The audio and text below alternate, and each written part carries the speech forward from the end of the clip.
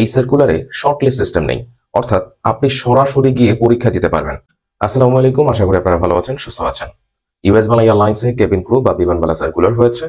অন্য সকল সার্কুলারের তুলনায় এই সার্কুলার কিছুটা ভিন্ন। আর ভিন্নতা হচ্ছে এই সার্কুলারে শর্টলিস্ট সিস্টেম নেই, অর্থাৎ আপনি সরাসরি গিয়ে পরীক্ষা দিতে পারবেন।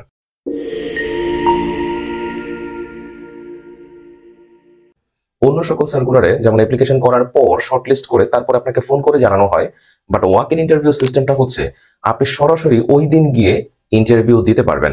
তবে তার আগে সার্কুলারের মধ্যে একটি ফর্ম দেওয়া হয়েছে, সেই ফর্মটি আপনাকে ফিল আপ করে নিতে হবে।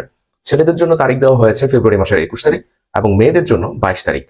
দয়া করে সার্কুলারের ভেতর গিয়ে স্লটটা দেখে নেবেন, ছেলেদের কোন টাইমে স্লট এবং মেয়েদের কোন টাইমে স্লট দেওয়া হয়েছে।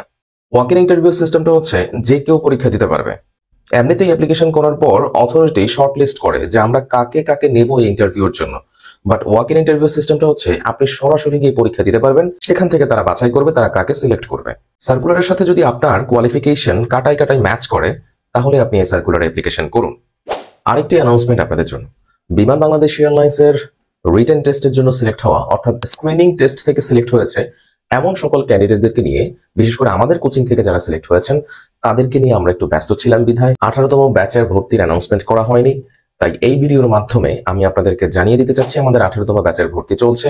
যারা মাত্র এইচএসসি পাশে অর্থাৎ অল্প শিক্ষাগত যোগ্যতা দিয়ে একটা হাইলি ডিমান্ডেবল জব করতে চান, কেবিন ক্রু পেশায় আসতে চান, তাদের জন্য ফ্লাইজব coaching one of the best coaching.